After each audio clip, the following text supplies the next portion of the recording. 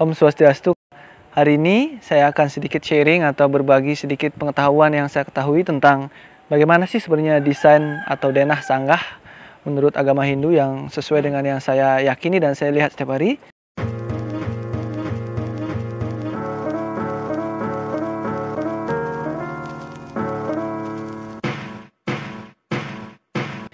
Nah, dimulai dari pintu masuknya dulu. Untuk pintu masuknya ini menghadap ke selatan. Jadi ini adalah timur, sana timurnya, dan itu adalah baratnya. Sedangkan ini utara, kemudian ini selatan. Nah, pintu masuknya seperti ini. Jadi dia masuknya dari selatan, tapi pintunya menghadap ke selatan juga. Jadi seperti itu. Nah, jadi ini dia di bagian dalam dari merajan itu sendiri. Inilah posisi-posisi pelinggihnya yang ada di sini.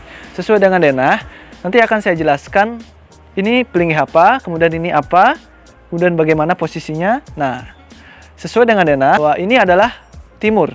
Ini timurnya. Sedangkan sanggahnya itu menghadap ke barat. Nah, jadi seperti itu. Jadi memunggungi arah timur, memunggungi arah matahari terbit. Jadi seperti itu. Pelinggih pertama yang akan saya, pelinggih atau sanggah pertama yang akan saya jelaskan adalah untuk pelinggih Ida Betara Surya atau Bataran Surya.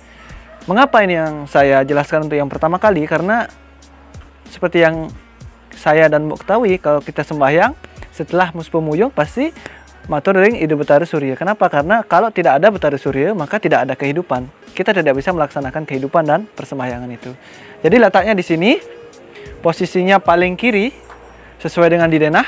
Dia berada di paling kiri, di pojok kiri, dan menghadap ke barat. Punggungnya menghadap ke timur. Seperti ini. Ini adalah pelinggih yang kedua.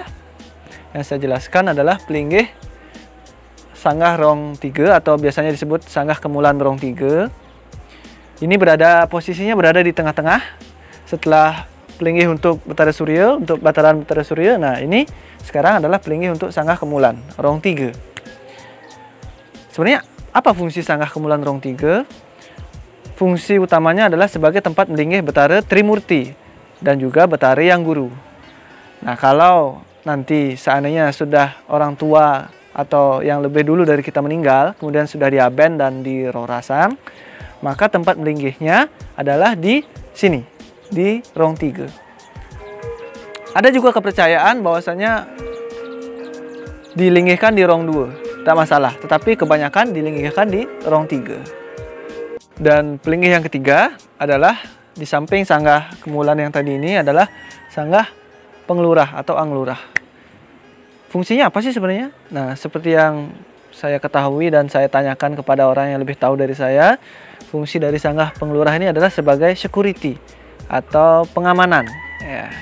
Jadi sebelum kalau ada apa-apa, beliau ini yang akan mengamankan seperti itu. Dan juga menerima amanat dari Ida Betara Yang Guru untuk melaksanakan perintah, maka Ida Betara Penglurah inilah yang akan menjalankan sebagai ketua pengamanan atau security.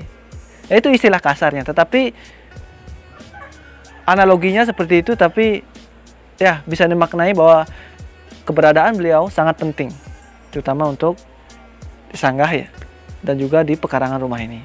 Ini adalah sanggah yang keempat dari semua pelinggih yang ada di sanggah, yaitu sanggah gedong. Sanggah gedong taksu atau gedong sari. Sanggah gedong ini sebenarnya untuk apa fungsinya? Nah, menurut pengetahuan yang saya ketahui, yang juga saya tanyakan kepada orang yang lebih tahu, bahwasanya sanggah gedong ini fungsinya adalah sebagai sesuai dengan profesi kita. Misalnya saya sebagai pembuat sanggah, maka Betara yang sani melinggih Riki adalah Betara yang sesuai dengan pekerjaan saya. Jadi kalau profesinya sebagai penjual, jualan di pasar misalnya, maka Ida Betara itulah yang kita sembah.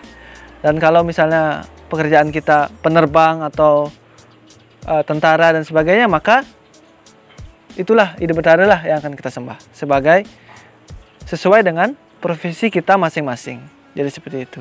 Supaya ya sesuai namanya ya gedong sari, supaya mesari, supaya apa yang kita kerjakan menghasilkan, mendatangkan hasil dan juga bermanfaat bagi kita dan juga keluarga kita. Tadi saya lupa bilang bahwasanya untuk sanggah gedong ini dia menghadap ke selatan, menghadap ke pintu masuk.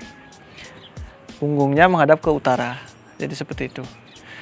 Oke, kesimpulannya yang bisa saya simpulkan seperti inilah letak atau posisi masing-masing pelinggih yang seharusnya berada di Merajan, Sanggah Merajan. Di sini ada Betara Surya, Linggih Betara Surya.